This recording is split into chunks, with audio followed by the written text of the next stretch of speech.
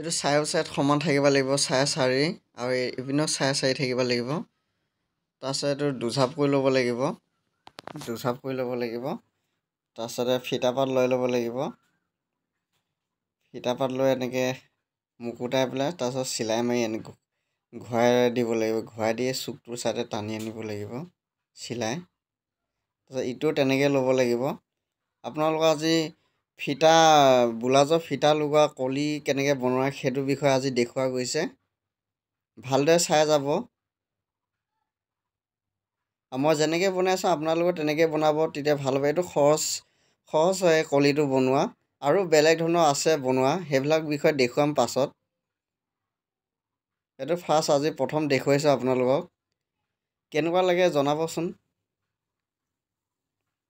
এইটো তেনেকৈ ল'ব লাগিব, এইটো মূৰৰ পৰা দি তাৰপিছত এইটো চিলাই যাব লাগিব। 3টা দিব পাৰে, 5টা দিব পাৰে, এইটো নিজৰ লগত কথা। তাৰপিছত এইটো লুটিয়াই দিব, লুটিয়াই দি চুকটো উঠাই দিব, উঠাই দি এনেকৈ হেৰি কৰি লৈ আৰু এটা লগাই ল'ব তাৰ ওপৰত। তাৰপিছত লগাই গৈ থাকিব লাগিব। এই কলি লগোৱা বহুত ধৰণৰ আছে ছিষ্টেম, ডিজাইন বহুত বেলেগ বেলেগ আছে, সেইবিলাক বিষয়ে দেখুৱাম আপোনালোকক।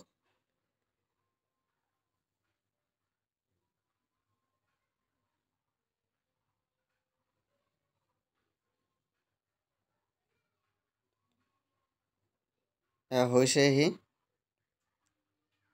3টা লগালোঁ, 3টা লগাই কলি হৈ গ'ল।